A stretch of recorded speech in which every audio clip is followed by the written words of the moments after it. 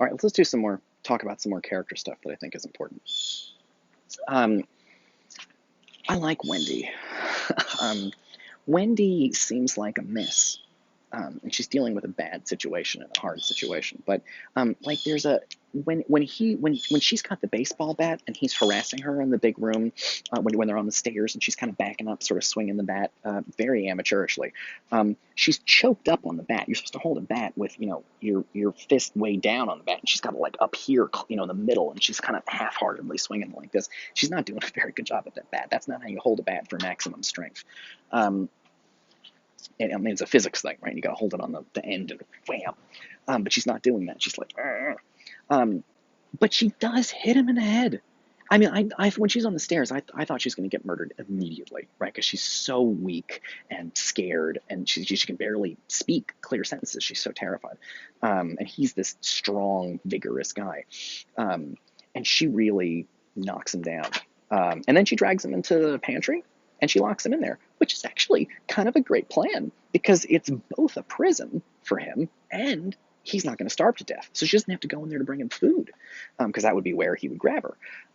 So it's I have to say like it's a detail of her character that makes me like her. And if I like her, then I want her to live. This is important. A lot of times in these movies, they one of the reasons people go see horror movies is they want to see terrible things happen to people. They enjoy watching people get axe murdered or whatever. And I get that. So a lot in movies, when they're delivering these thrills, like to populate them with idiots. They populate them with dum-dums. That you're just, and they don't even care because they're just going to get knifed or whatever to death by the killer's going to slash them up.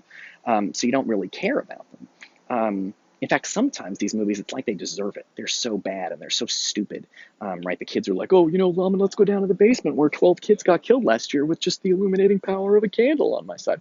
What could possibly go wrong? And then you're like, oh, these kids are fucking dead. And then they die. And you're like, oh, good, fuck them. Because a lot of people, when they watch horror movies, are just rooting for the killer.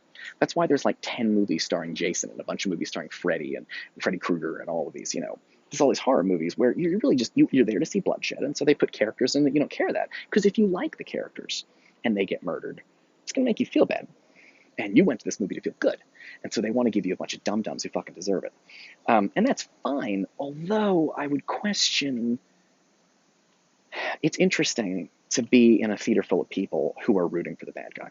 I don't love that. I did not. I love superhero movies, but I avoided seeing the Joker because I didn't want to sit in a movie theater with a bunch of white guys who were eager, who watched the Joker get beat up, and then are just so excited for him to unleash violence on people. Because I've kind of had enough of white men deciding to solve their problems with mass killing. Maybe it's just me. I did a Jack Nicholson impression there. Maybe it's just me, but I don't like it. I don't really care for that. So, uh, same thing with The Shining. I think the fact that we like Wendy, that she actually does a pretty good job. That's a smart idea to put him in there. We sympathize with her. We want her to make it. That's a crucial way that the movie is designed in this way. Jack Nicholson's fun, but I don't think I'd be happy if I left that movie theater and he had chopped Danny and Wendy to pieces. I like that they make it. It makes it more enjoyable. But also, I feel like the movie is teaching me to sympathize with the right characters. Too many movies want you to like root for the bad guy to kill everybody, which I get it. I understand why that's enjoyable. Everybody loves a winner, but like if the winner's murdering teenagers, like after I'm just old. I'm just an old person. When you get older, it's just like I don't want to watch kids get killed. Like, did something good happen? There's enough mass shootings in real life. Holy shit. I don't want to see the bad guys win after a while because they seem like they're winning a lot in real life, like so much. But I'd like to see something else. Okay. So Wendy, that's Wendy's character. So cool. I want to say some other things. I want to let's talk about Danny a little bit. I don't want to spend a ton of time on the difference between the book and the movie, just because I can't expect you to have read the book, and the relationship between the book and the movie is a kind of famously controversial thing. The short story, to tell the story very, very quickly, Stephen King wrote the novel, and then Stanley Kubrick turned it into a movie. But Stanley Kubrick made some big changes to the movie. One of which is that in the book, Jack sets the boiler to explode the hotel, and in the movie, Kubrick has Jack freeze to death in the maze. It's famously, Stephen King hated the change. He hated the change. He hated the movie. And there's bigger issues behind it that I don't really know if it's worth going into. But like, it changes the theme of the movie. Because for Stephen King, the explosion of the boiler matches the explosion of this guy's anger that's been simmering the whole time. But also in the Stephen King book, he's like a normal guy, whereas in Kubrick, he's already crazy at the start. So whereas in the book, he's a normal person who becomes crazy. It's quite different. But the other big change is that in the book, Danny has psychic powers, and Danny's psychic powers act like a battery waking up the ghosts in the hotel. So he's not doing it on purpose, but he's the battery that turns all the ghosts in the hotel on. It like they come to life because he's there, and um, the movie does something really bizarre with Danny, and it is a really odd choice. But what happens with Danny in the movie is that he's his psychic powers are almost beside the point.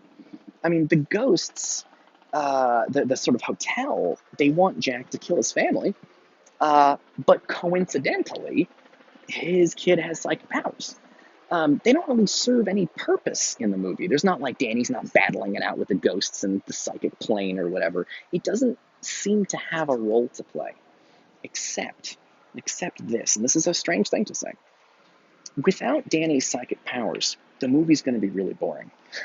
Because without Danny's psychic powers, the movie is going to have long stretches where nothing is happening but a family is in a hotel.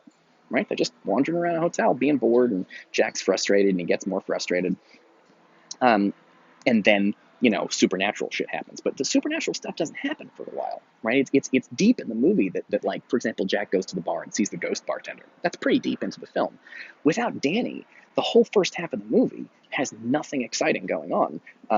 There's no ghosty supernatural shit. What Danny does is he gets glimpses of the future, which scares us, the audience, before Jack and his family know about the ghosts and the creatures in the hotel.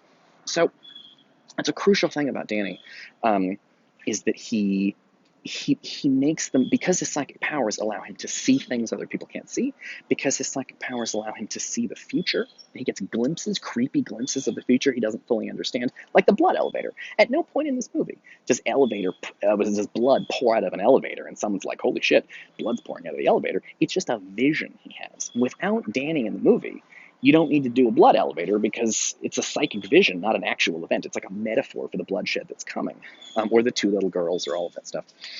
So his psychic powers are really there that's what his character is doing in the movie for the audience. And again, I say this again and again, but it's not just about what the characters are doing. It's about Kubrick uses the kid's psychic powers to make the movie creepy for the audience. Otherwise, if you're just talking about the world of the movie, like just the characters and their lives, Danny's powers have basically nothing to do with that movie, and that's not great writing.